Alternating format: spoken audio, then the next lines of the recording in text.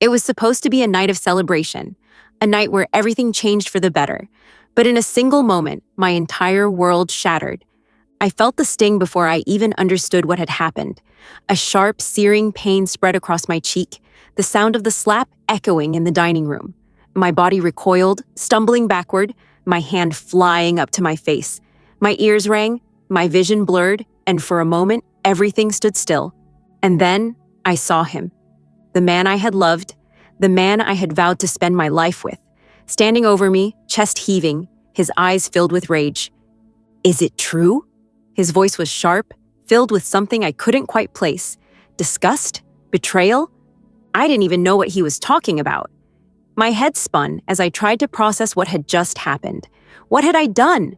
What had I said? I had spent the entire evening making sure this night was perfect.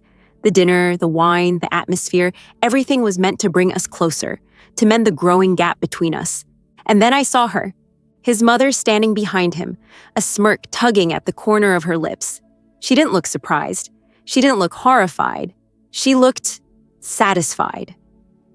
"What are you talking about?" My voice was weak, shaky. His jaw clenched, his knuckles white. He turned away from me, running a hand through his hair, pacing. "She told me everything," he muttered. "I should have known. I should have seen it sooner." I forced myself to stand, my legs trembling. "Seen what?" My voice broke. "Ethan, what are you talking about?" His mother clicked her tongue, stepping forward as if she was the one in charge here. "Don't play innocent, dear," she cooed. "The lies, the deception. Ethan deserves the truth. You owe him that much." She turned to him, placing a gentle hand on his shoulder. "You've been so blind, my love, but I've been watching. I see the way she sneaks around, the way she disappears at odd hours." She looked back at me, eyes gleaming with malice. "Tell him, Grace. Tell him where you've really been." My mind raced, sneaking around, disappearing. What was she talking about? And then it hit me. The morning sickness, the hurried trips to the bathroom, the way I had been hiding my nausea, the exhaustion, the cravings. I hadn't told him yet. I had wanted tonight to be special. I had planned it all out. His favorite dinner, a small gift box with a tiny baby onesie inside. But she had twisted it. "Oh my God," my voice barely came out. "You think I'm cheating?" Ethan's face darkened. "You won't even deny it?" His voice cracked. I let out a breathless, humorless laugh. "Deny what? Something that isn't true?" "She saw you," he spat. "She saw you sneaking off, whispering on your phone, lying about where you were." I turned to her, my hands shaking with fury. "You've been spying on me?" She crossed her arms. "I've been protecting my son." The room swayed. My body, already weak from nausea, couldn't take this. I had spent weeks hiding my pregnancy, waiting for the right moment, waiting for this night to be perfect.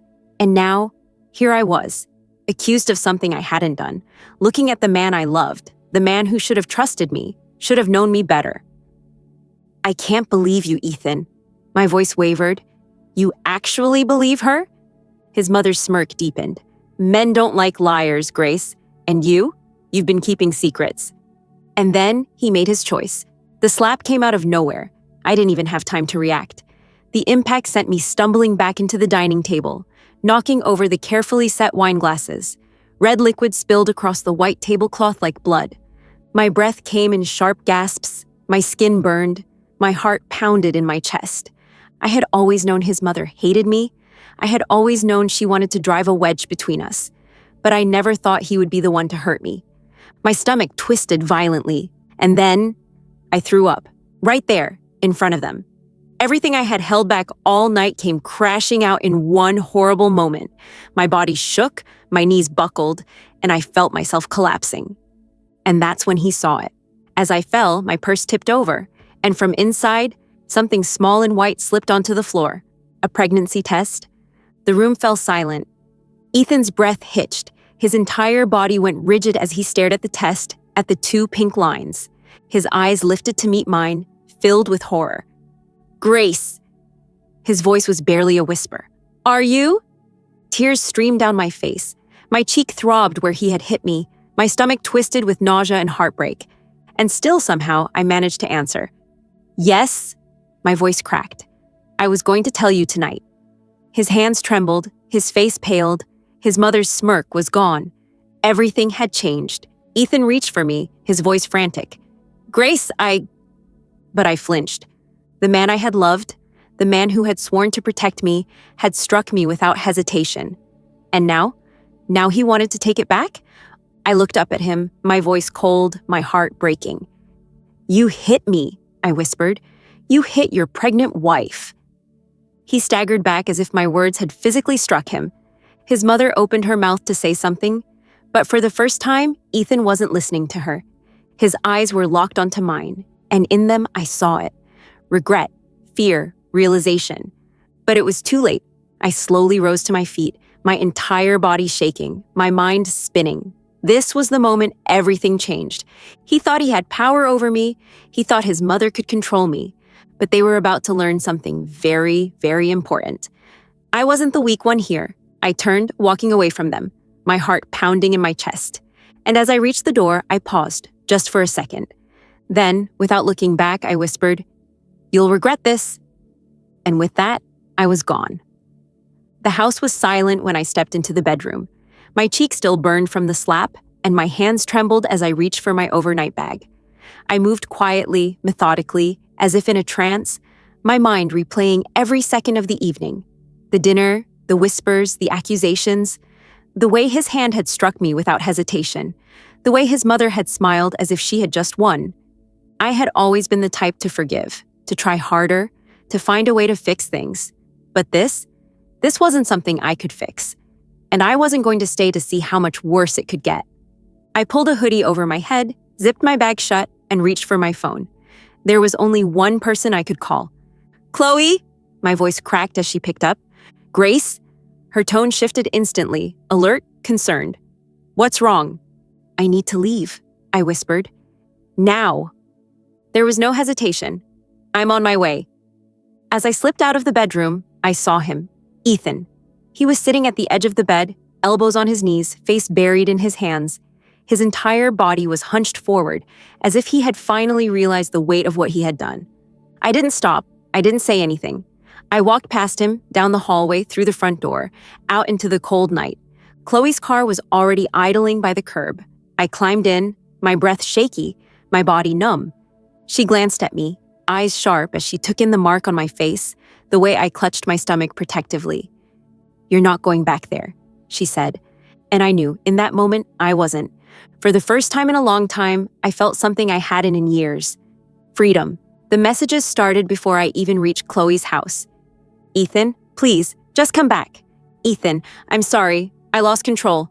I didn't mean it." "Ethan, Grace, I swear I'll fix this." I put my phone on silent, but it didn't stop. The texts, the calls, the voicemails, and then the messages from his mother. "Vivian, how dare you leave my son like this?" "Vivian, you're overreacting. A good wife forgives." "Vivian, you're tearing this family apart." My stomach turned. Chloe sat beside me on the couch, her expression tight with anger as she scrolled through the messages. "She's unbelievable," she muttered. "She's making you the villain. Like she wasn't the one who orchestrated all of this." I swallowed hard. She got what she wanted. She made him doubt me. She made him hurt me. My voice wavered. And the worst part? He let her. Chloe looked at me, her eyes softening. "You know this wasn't just about tonight, right?" I nodded. It hadn't started with tonight. It had started long before that. The first time he raised his voice at me after one of her little talks. The first time he let her words seep into his mind, twisting the way he saw me. The first time I felt like a stranger in my own home. Tonight had only been the final proof. I pulled out my phone, took a deep breath, and started typing. "Grace, don't contact me again. I need space. Grace, and tell your mother to stay out of my life." I hit send. Chloe exhaled. "You're really doing this." I nodded. "I have to." And as I sat there, staring at my silent phone, I realized something. I wasn't afraid anymore. It wasn't just about leaving. I wanted him to know exactly what he had lost. I wanted her to know that she hadn't won. So I started gathering everything. Old messages, voicemails, the quiet, insidious ways his mother had turned him against me, every manipulation, every gaslighting moment. And I didn't stop there. I reached out to my friend in IT. Can you recover deleted messages from a phone backup? He barely hesitated. Yeah. Why? Because I need proof. And what I found? It was worse than I ever imagined. Vivian had been planting seeds of doubt in his mind for months, sending him fake messages pretending to be someone else, claiming to have seen me with another man, dropping hints, twisting moments, creating scenarios that didn't exist. She had orchestrated everything. And Ethan, he had fallen for it, without question, without hesitation. He had never once asked me if it was true. He had just believed her. I sat there staring at the evidence, my entire body shaking. She had spent months ruining my marriage.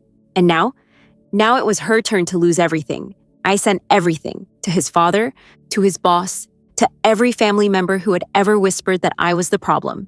And then I waited. The fallout came faster than I expected. Ethan's father called him. His cousin messaged me. His boss, who had always admired him for being a family man, suddenly had questions. Vivian's perfect, untouchable image shattered. And Ethan? He was finally starting to see the truth. But it was too late. The man who had chosen his mother over his wife. The man who had raised his hand against me. Now he was the one left alone in the wreckage. And as I watched his world fall apart from the safety of Chloe's house, I felt something deep inside me. Not anger, not sadness, relief. For the first time in years, I didn't feel small.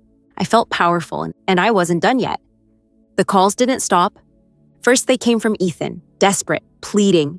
He left voicemail after voicemail, his voice cracking with emotion. Grace, please. I know what she did. I know now. Just talk to me.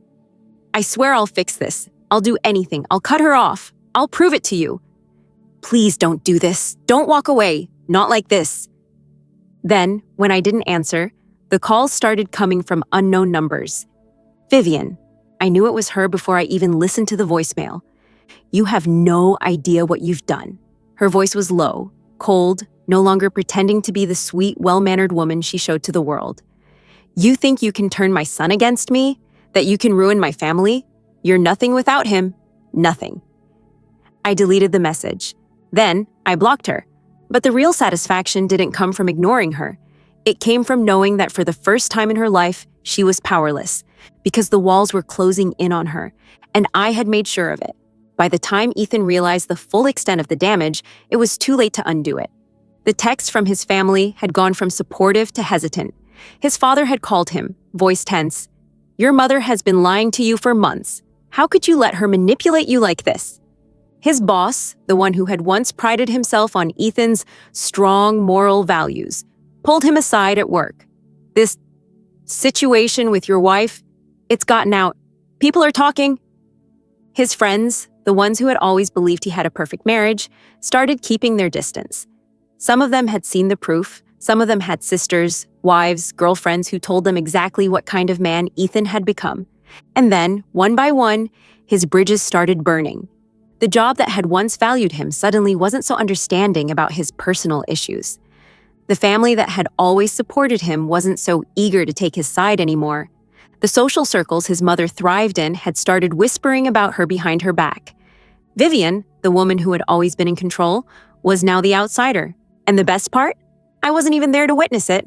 I didn't need to be. I had already won. When Ethan finally found me, I knew it wasn't just because he wanted me back. It was because, for the first time in his life, he had nothing else. It happened late one evening. Chloe was out and I was sitting on the couch, running my hand over my growing stomach, lost in thought. Then, a knock at the door, not a frantic one, not angry, just hesitant. I knew who it was before I even opened it. I stared at him through the gap, not moving, not speaking. He looked terrible, hollow, eyes sunken, dark circles beneath them. His clothes were wrinkled, his hair unkempt.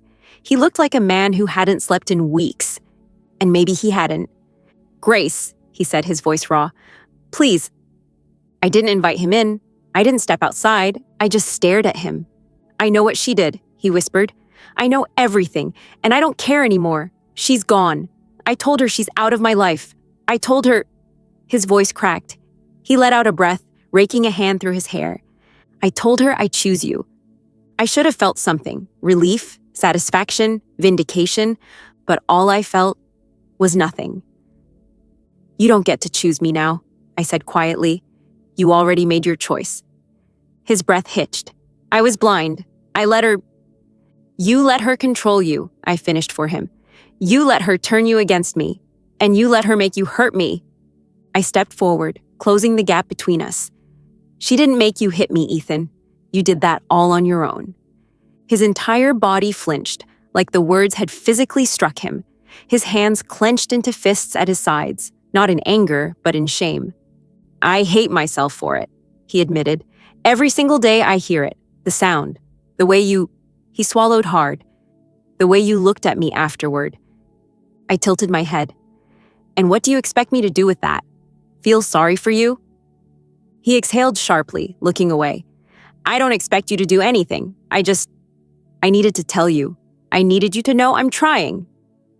I crossed my arms, the weight of everything pressing down on me. Trying isn't enough. His eyes snapped back to mine. You don't get to beg me to come back just because you lost everything, I continued. You don't get to crawl back when it's convenient. Tears welled up in his eyes. He didn't wipe them away. He just stood there, taking it. I know, he murmured. Silence stretched between us. The weight of everything, our past, our present, the wreckage of what we once were, hung in the air. And then softly, almost painfully, he asked, Would you ever consider giving me a second chance? I let out a slow, measured breath.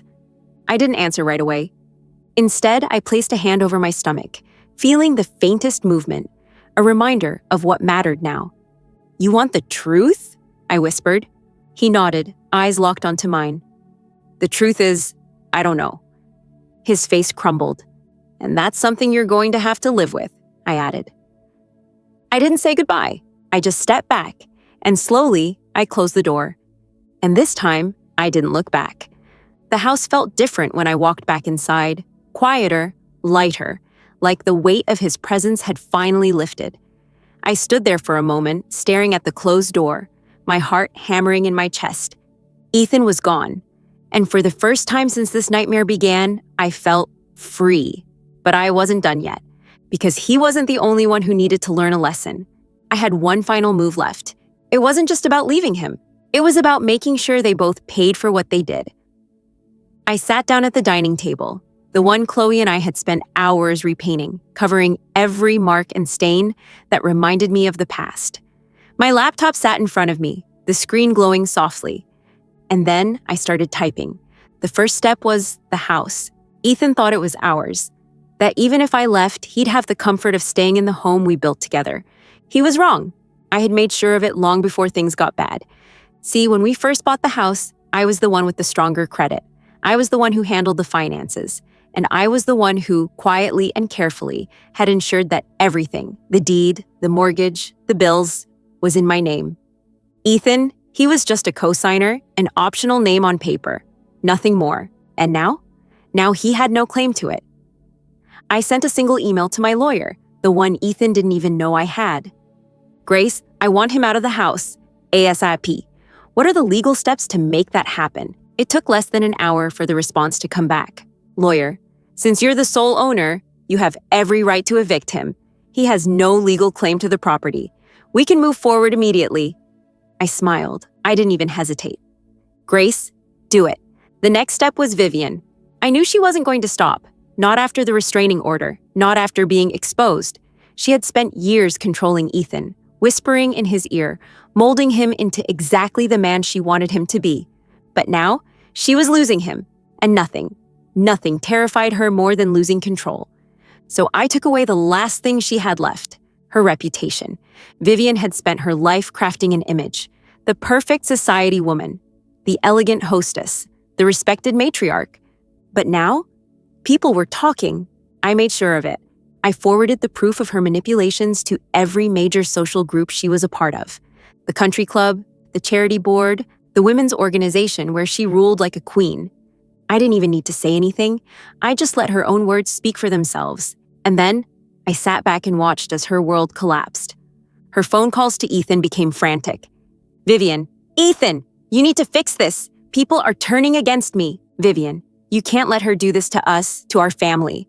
Vivian, please, baby, please. But Ethan, He wasn't listening to her anymore. He had lost too much, and he had no one left to blame but her.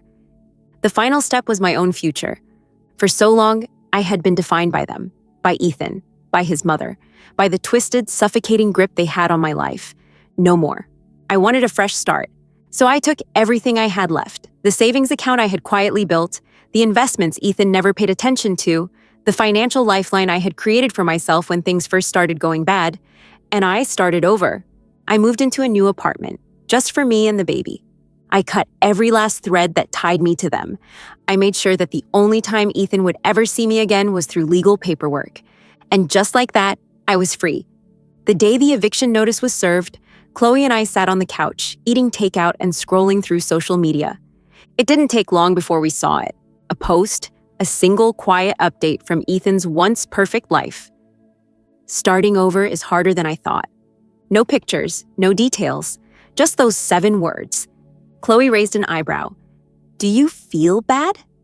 I took a sip of my drink, thinking for a moment. Then I shook my head. No, I said. Because the truth was, he did this to himself. He let his mother control him. He let her twist the truth. He let her turn him against me. And worst of all, he let himself become the kind of man who could hurt the woman carrying his child. There was no coming back from that. Not for me, and not for him. Months passed, the baby grew, and so did I. I built a life without him, a life that was mine and mine alone. And on the day my daughter was born, I held her in my arms, pressing my lips to her soft forehead, and whispered the only promise that truly mattered. You will never know what it feels like to be afraid. Because I would never allow it. Because I had broken the cycle. Because I had chosen myself. And that was the greatest revenge of all.